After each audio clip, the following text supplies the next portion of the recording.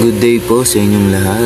Ako po si Johan Clark and this is my project po, an airline management system developed in PHP, MySQL, Bootstrap, and Ajax po.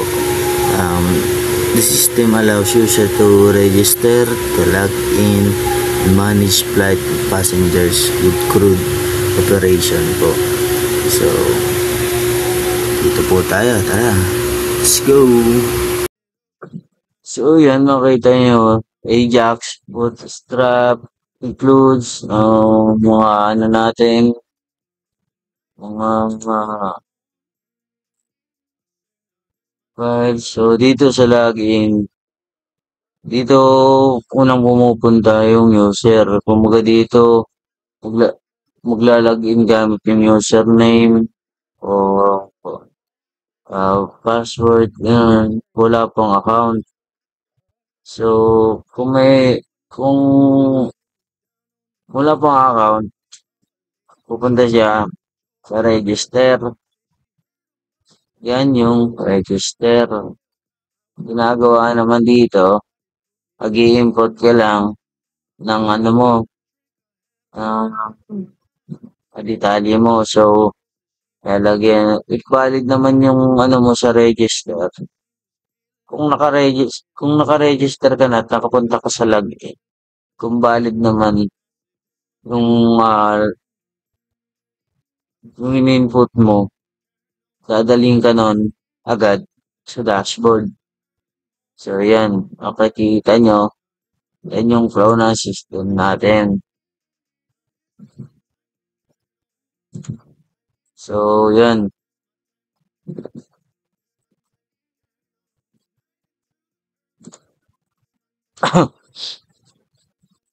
Bago ang lahat, pupunta muna tayo sa yan. Includes. Bakit? Kasi nandito yung dbconnect.php. Ang purpose nito, gumagawa ng gumagawa ng connection sa MySQL database gamit ang PDO. As in PDO. So, parang telepono.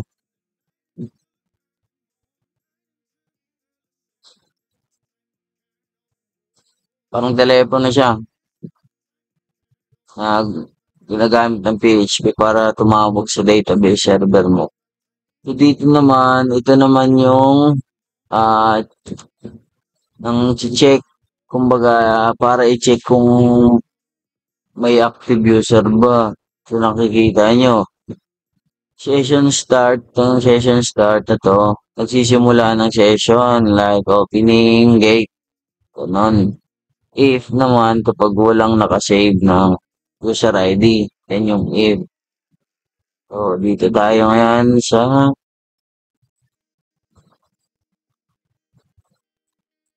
Ajax. Ito naman. Itong Ajax po, ito naman yung messenger ng system mo. Ginagamit ng JavaScript para makipag-usap sa PHP nang hindi nagre-reload ang page. So, yun.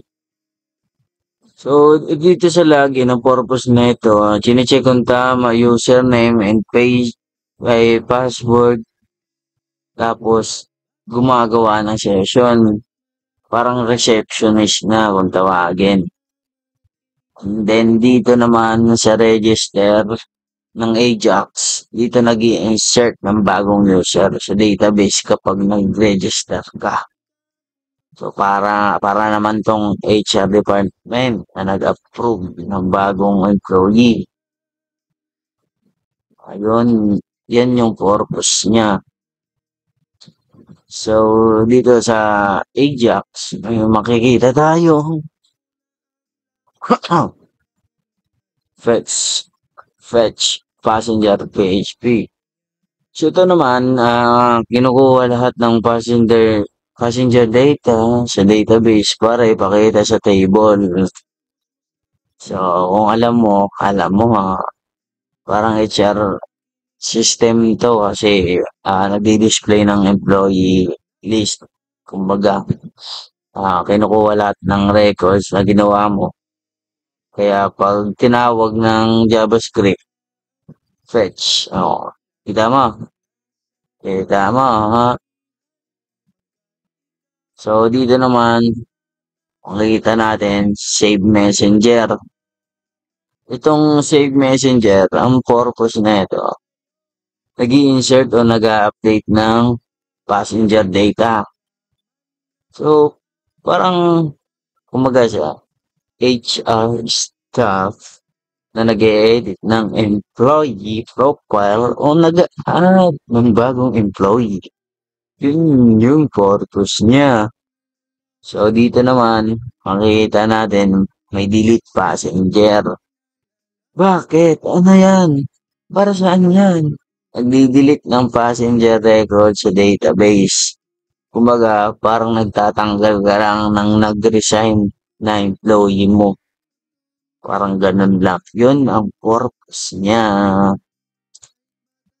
So, makikita niya, paliwanag ko man na maigi sa inyo, no? Tandaan ulit, ha? Ang delete ay pagtatanggal. Kaya nga delete, eh. So, dito, makikita natin, yan yung laman ng Ajax. Ha? Tandaan nyo yan. So, yan. Ito tayo. Makikita natin. Bootstrap. Yan yung design at layout framework. Dito nakasave ang CSS at JavaScript ng Bootstrap na ginamit para sa UI design. So, parang uniform. Kumbaga, so, style guide ng kumpanya para lahat ng page consistent ang itsura. Kumbaga, kung maganda ka, maganda ka. And then, dito, yun, nakita natin. Ito, ito yung nasa root files. Oh, ito yung main page. So, login and register. So, ano ba, para saan mga ba uli ang register? Ito yung form na gumagawa ng bagong account. Yan yung register. At lagi naman, ito yung unang page ng user to log in. Kaya nga log in. Para makapunta ka sa dashboard. So, yan. Kailangan mo lang mag-input ng mga details mo. Like email, username, contact number, password. Tapos, i-confirm mo yung password mo. Lalagay natin dito, oh. O siya. Per, pangalan natin Per. Password natin ay secret lang.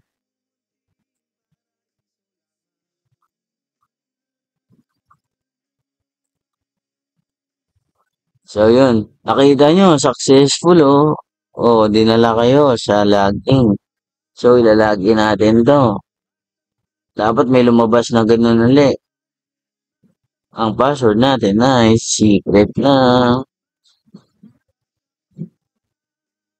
So, login tayo. Yun, lumabas, diba? At nandito na tayo sa dashboard. Ito na. Ito na ang dashboard.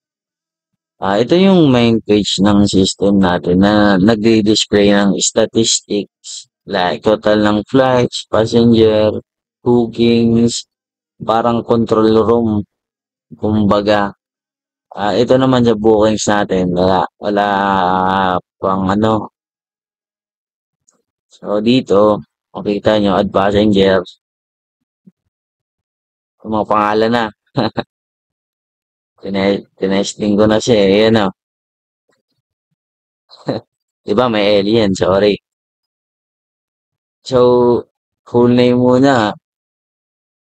Issue tayo. Ano kaya magandang pako? Mali. Back natin. So, itong back, yan yung delete na sinasabi ko kanina. Pako. So, yan na ang Gmail natin, Filipino. I-save natin siya. Kailangan lumabas uli yan. Pag wala niyan, wala. Wala. Hindi mas-save yun. Tingnan natin. O, di ba? Naging 10 yung passenger. Yes. Pero ganun pa rin yung total ng bookings at flights. So, yun. Sa flights naman tayo. Mag-a-add tayo ng flights, no? Destination, Manila. So, dito, papakita ko yung late. Kasi sabi, di ba, real time. O, kung today, naging 2 p.m. So, hanap tayo ng pwede mo pala itong gawing PM or AM. Depende sa trip mo. And then, madaming pagpipilian yan. Bababa mo lang yan, di ba? Kung anong date, kung anong ano. Yan na, di ba? Yan yung pili natin. So, syempre, ayoko niyan. I-clear natin. Pupunta tayo sa today. O, di ba nakita nyo? 2, 2:01 p.m. 2:01 p.m. din. Oh, so, successful ang login. Kapag ganyan, okay mo. Kasi okay na nga. Bookings, wala talaga. Pasensya na. Tao lang. So, yun. Bakit ba naging 27 to? Naging 10 and 29. Bakit? Kasi dito yan nangyari. Papakita ko, ha?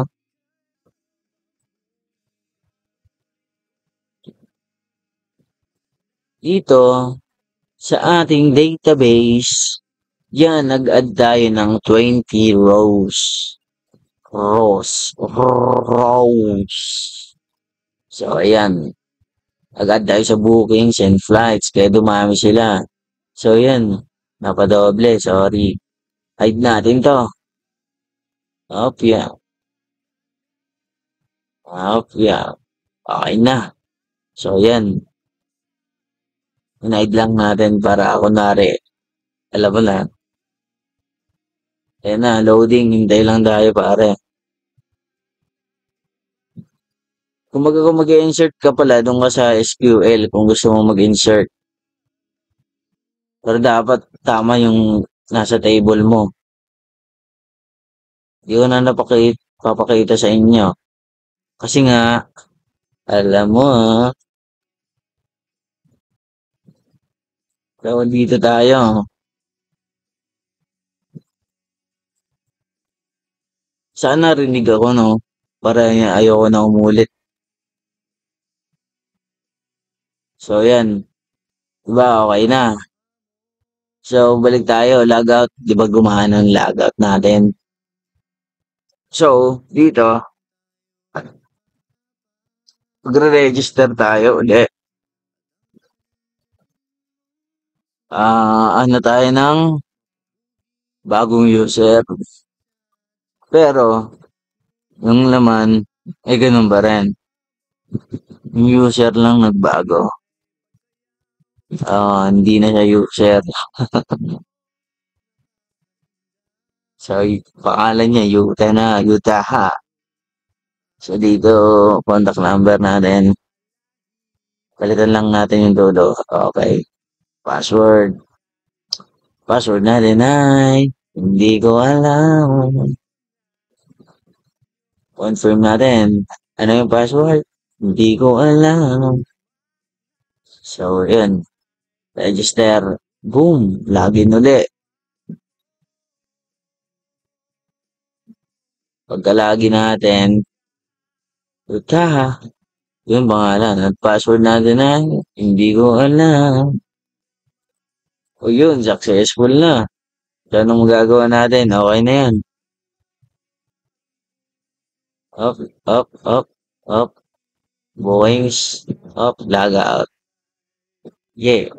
Sana may natutunan kayo. And sana nag-enjoy rin kayo panonood sa akin. So, yun lang.